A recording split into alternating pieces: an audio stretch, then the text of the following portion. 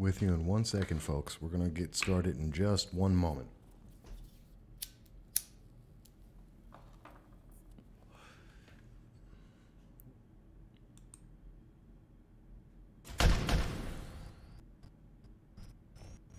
Ten, 8, 7, 6, 5, 4, 3, 2, 1, 0.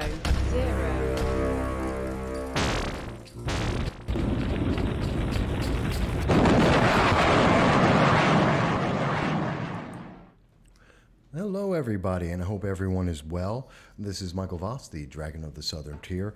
Happy to be with you today, the February 20th, talking about many, many things. And I don't know, it seems we had a little stutter there at the beginning of the program with our intro. So hopefully that means all the problems for this episode are done and that it's going to just be smooth sailing from here on out. We can only hope.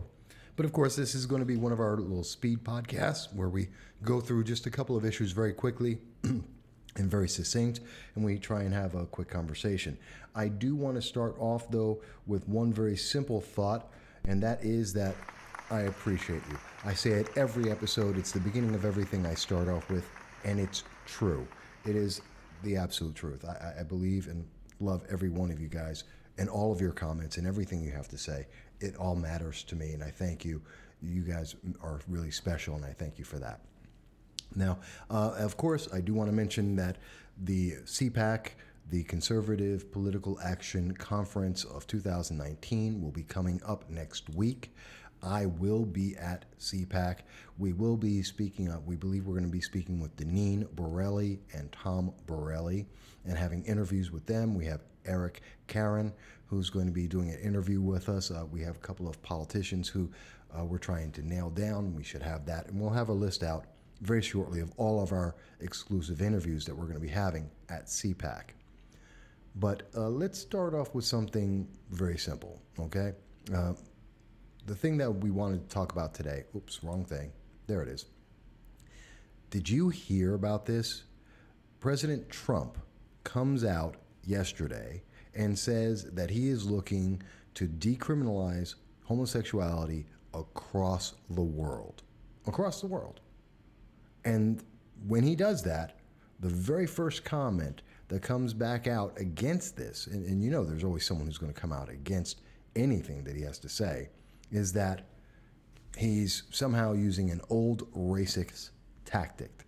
That's what they said. And if we look at the article itself, it goes on, and I believe, I want to make sure I get the right part of it. Here it is. Rather than actually being about helping queer people around the world, the campaign looks more like another instance of right-wing queer people, of the right wing, using queer people as pawns to amass power and enact its own agenda. Really? Really? Let's try and get this straight. Now, I really, well, yeah, to get it straight. But, I mean, it doesn't make sense to me. So the president comes out, and he says that, you know, a gay man is being hanged in Iran. And that's a bad thing. We can't allow that to happen in the world. And we're in 2019. You know, gay people should have as many rights as any other individual, and not only in the United States, not only in democratic nations like England and France and Germany, but everywhere in the world. That human rights, the right to live and make choices about their sexuality, their personality, whatever, should be theirs, and they should not be persecuted for that. And because he wants to go to the UN and fight for gay people, this organization, Out Magazine, and presumably the other people of the same political belief are not willing to have that. That's like someone saying, hey, to Lincoln, you know what? There's this issue that we have out there. It's called slavery. You know what, Lincoln? Don't help the slaves. That's like slaves telling Lincoln, don't help us because we don't agree with your politics. Are you insane? Is that stupid enough for most people? That is probably one of the worst things I have ever heard said. that I don't want that people who are being persecuted are coming out and saying, well, I don't want to be helped because that may be politically advantageous to someone. You know what? The economy's up, and that's not advantageous to President Trump, according to the left. You know, we have the lowest rates of unemployment in decades. That's not enough to help him out.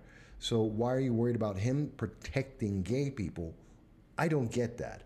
And if there's someone who is in the audience that sees the video at any point, please contact me, leave a message and tell me, does that make any sense to you? That you would deny being able to help gay people around the world simply to make sure that President Trump doesn't get reelected? Is that trade-off worth it to you? Because if in my example, and maybe it was poorly phrased, but I want to try and make it as clear as possible.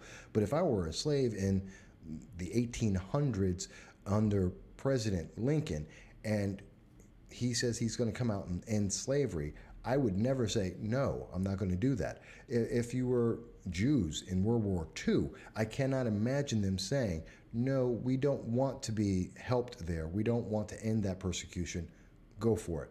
You know, we'll just deal with this. No, you're going to say, yes, end the senseless persecution and help these people.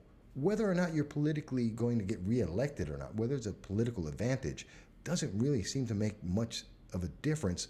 There's a bigger humanitarian issue here. I mean, you don't have to agree with everything with President Trump. Just because you say, hey, he's helping gay people, doesn't mean that you're suddenly a Trump supporter, MAGA hat wearing individual. It just means that you're letting your president do his job and you support him on that. I don't understand it, but then maybe that's me. Again, that's me. But there was something else I wanted to talk about today. Something that is a little more close to home, you know, and meaning that as in geography, she's actually pretty close. She's in New York City, and I'm actually from the Bronx originally, although I live in upstate New York now. And Alexandria Ocasio-Cortez, shame on her, shame, shame, shame. Now, as many people know, I am a Republican. I am a conservative Republican. And I know maybe the first time someone may be seeing this and suddenly realizing, oh my God, black Republicans exist. Yes, we do. Here I am. And Alexandria Ocasio-Cortez is pretty much the exact opposite. She is a democratic socialist, which in most places in the world means she's a communist.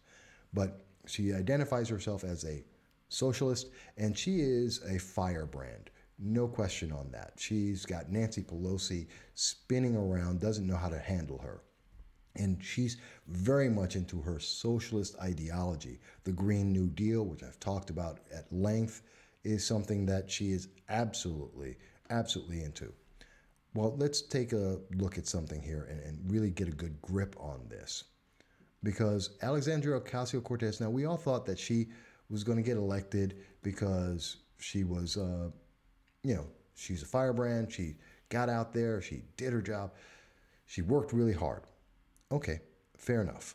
Now, here's the thing about Alexandria Ocasio-Cortez that a lot of people may not have noticed.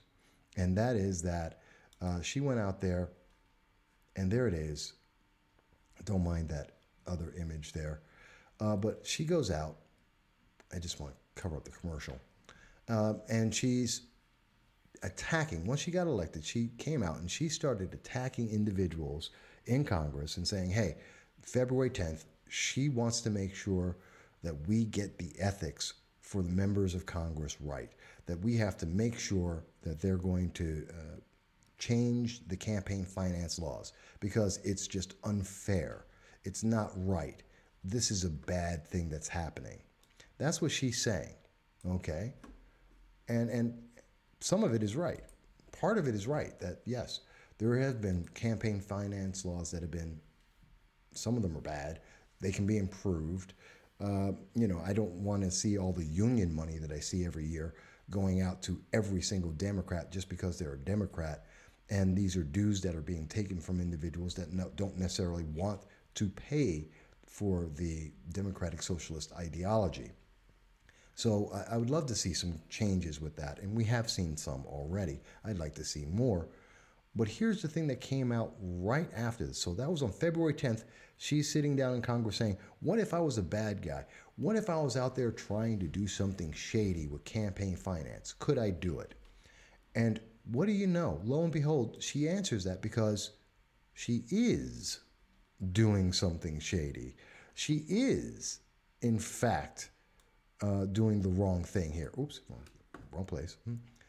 She is, in fact, going out there and unethical is the word I would use. Unethical.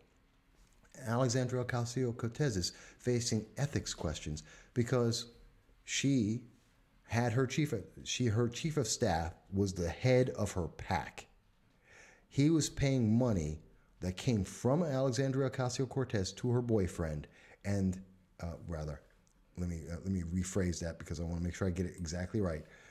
It seems that Alexandria Ocasio-Cortez was taking money from campaigns, paying it to a PAC that was helping her out, so she's donating to them. They then took that money and gave it to her boyfriend, which presumably means giving it back to Alexandria Ocasio-Cortez. That they were taking money and they were giving it to her. Once she got elected, the guy who was running her PAC became her campaign manager, her chief of staff. So, in other words, this guy was paying to get influence in Congress. That is an ethics violation. That is a massive ethics violation. And that is exactly what Alexandria Ocasio-Cortez was talking about on February 10th. You know what? Shame on you. Shame on you, Alexandria Ocasio-Cortez. This is the full-on Game of Thrones type of shame on you if this is correct. If this is correct, this is terms and reason for her to be removed from Congress, which I'm sure Nancy Pelosi would be very happy to hear. They're already trying, Nancy Pelosi in the mainstream Democratic Party, they're trying to get rid of her because she's the Democratic Socialist and she's making a mess for the Democratic Party, especially going into 2020.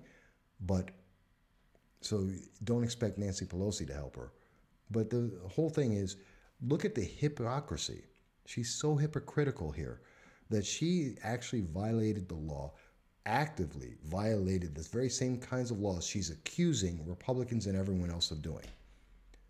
Really, people, if you're so serious, all of her supporters, if they're serious, if they take her issues as seriously as she seems to make it out to be, then the only answer here is she has to go. If this is true, and again, this is predicated on the fact that it's true, because we know Cory Booker, Kamala Harris, Kirsten Gillibrand, the entire Democratic Party seems to be in love with the idea that the accusation equals guilt. And if we are holding them to this standard, that accusation equals guilt, then the accusation has been made. There is a credible source that has provided this, and they have evidence on it, which needs to be investigated. But since the accusation has been made and the accusation is damning, then Alexandria Ocasio-Cortez should go. She should step down because she did this ethical violation of campaign finance law. So she should be gone. That's what Democrats have been advocating for with Kavanaugh and everything since then. The whole Me Too movement is about this very same idea, that if you're accused, you're guilty, and therefore you should receive punishment. If that is the standard that Democrats like Alexandria Ocasio-Cortez, AOC, wants to impose on everyone else, those are the same standards that should be imposed on her. Let her be the example. Now, if it were me, as a Republican and a conservative, I would say let's actually find out what the information is. Let's find out the evidence. But as we saw with even with Jussie Smollett, Democrats, liberals, the progressives, the Democratic Socialists, they don't believe in that. They believe in punishment first. You've made the accusation, punish them. Well, then let's stand up and hold that standard to AOC as well. Now, if you disagree or you have a thought, please let me know. I'm always open to hearing your ideas and your comments. I look forward to them. Contact me. You can get in touch with me on Twitter, which is the MVOS Consult. On Twitter, you can reach me at my email, which is info@vosconsult.com. Comment on the video. Just let us know. What do you think? Did I get it all wrong? Does none of this make sense? Or is this something that you agree with? Whatever you believe, let us know, and we look forward to hearing from you, and I'll be back again very soon. I hope everyone has a great day. Thank you.